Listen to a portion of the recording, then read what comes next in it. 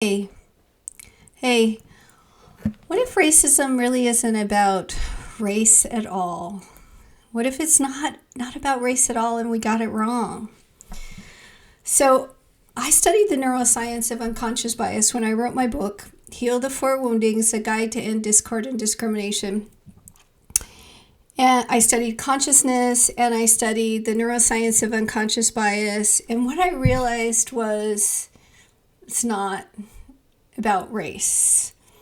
Okay, for those of you that don't know me, I'm an expert in discrimination. I worked for the Obama administration. I've investigated agencies for discrimination. I've been discriminated against a lot. Okay, so I wrote this book because I wanted to change. I was tired of living in fear. I was tired of constantly struggling with my thoughts, with my emotions. So that's why I studied consciousness and the neuroscience of unconscious bias, because I was trying to find peace within myself, and I was trying to feel better because I didn't want to feel the way that I felt for as long as I had. I was angry. I loathed myself. I bullied myself. I just felt really unhappy. Okay, so here's what I discovered. It is kind of shocking. Racism is not about race. It's about self-esteem. It's about a internal mechanism that's hardwired into our brains, is designed to protect our sense of self-worth so that we can survive and reproduce. And it's created by this, the neuroscientists call it the self-serving bias. And the way it works is if good things happen to me, I attribute them to myself. If bad things happen to me, I attribute them to people outside of me. In which case, what's happening is our brains are biased. They're flawed. They're prone to error.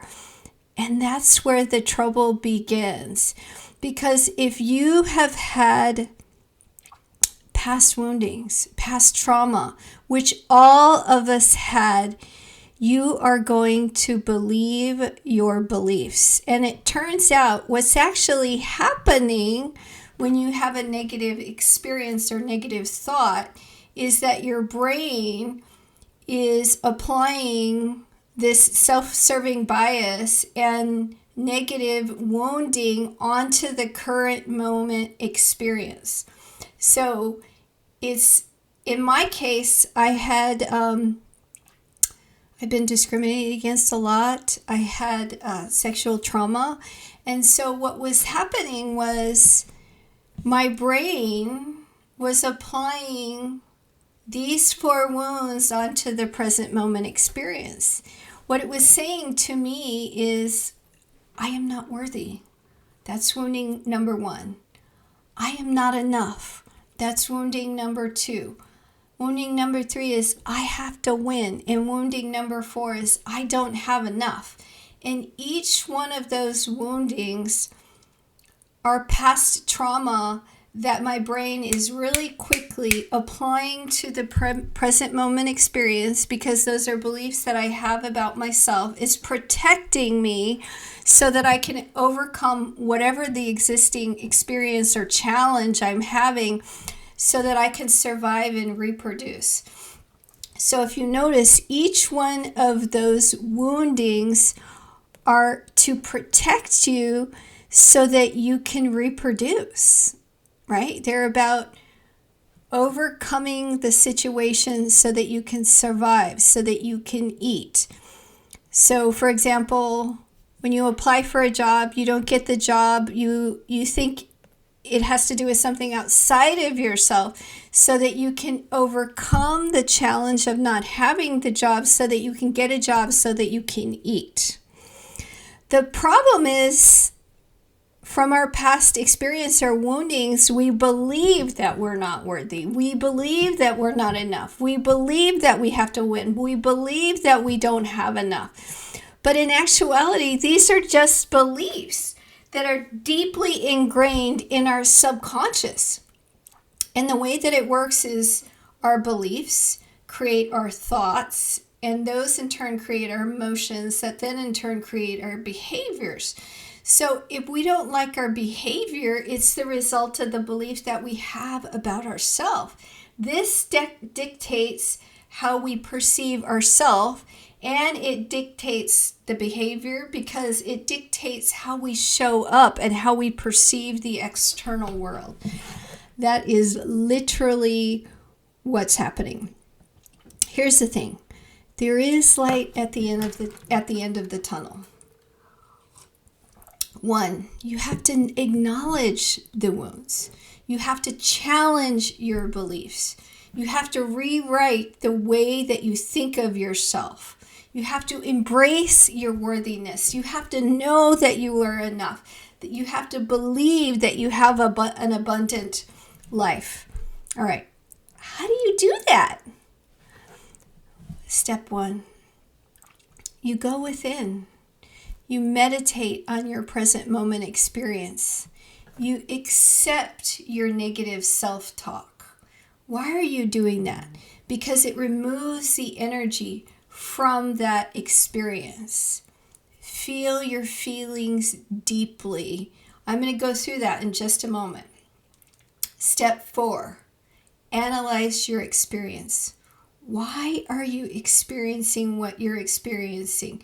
Why are you viewing the situation incorrectly? What are the beliefs that you have in your unconscious mind that you need to change?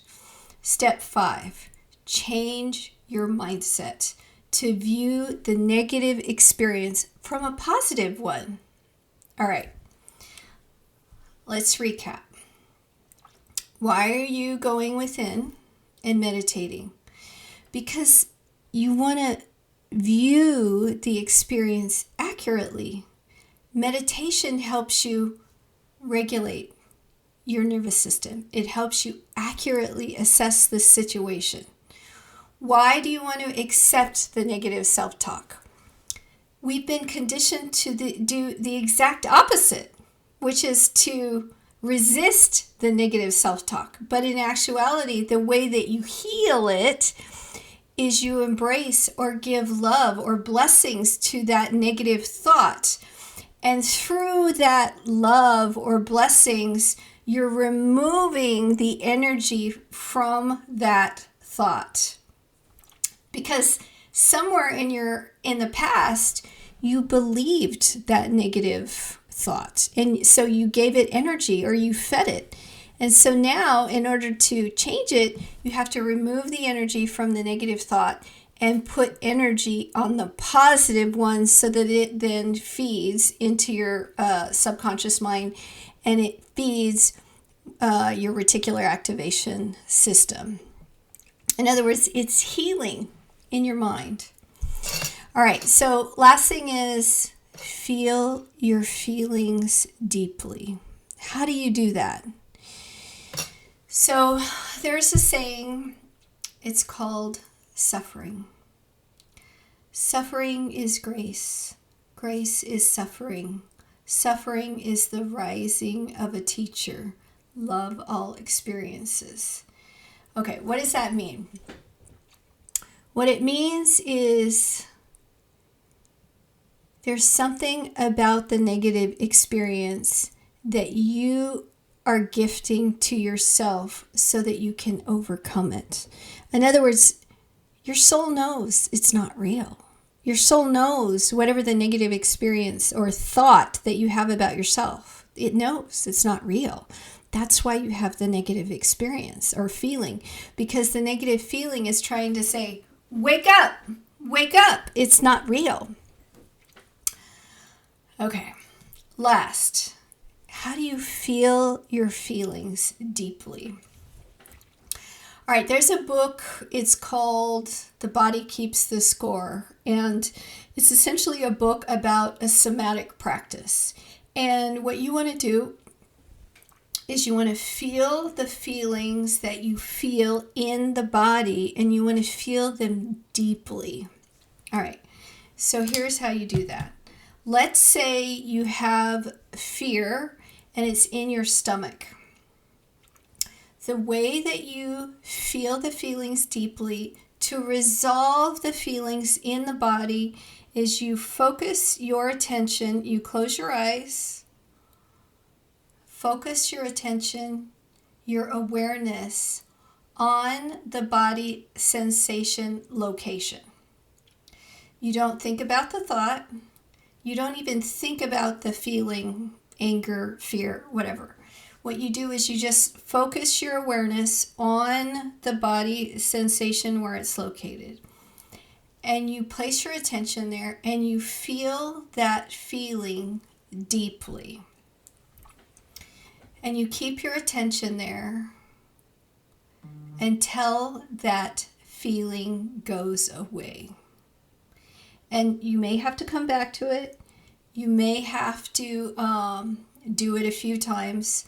And you may have to do it on a number of different days. Okay, why are you doing this?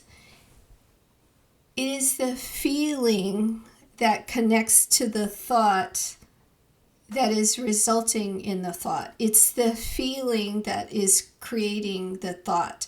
So by removing the energy of the feeling, you remove the energy from the thought. And then the other thing is, even though you're doing that, you also want to change the thought in your mind so that it changes the neural pathways so that your brain can create new pathways, which are positive ones. Oops. Okay, if you want to check out more about the somatic practice, there's a couple guys online that you should check out. One is Dr. David Hawkins, and the other one is, his name is Peter Levine, Levine, and they both suggest the same things, which is essentially to feel your feelings deeply in the body. Both of them are psychiatrists. It's a new study, and all of these reasons are why you are struggling with imposter syndrome, with discord, with discrimination, because you're believing your thoughts are real, and they're not. The thoughts are unconscious woundings that are arising from your unconscious mind. It's absolutely critical that you feel your feelings, feel them deeply, and love those feelings because they're helping you overcome this challenge. I hope this was helpful. Please subscribe,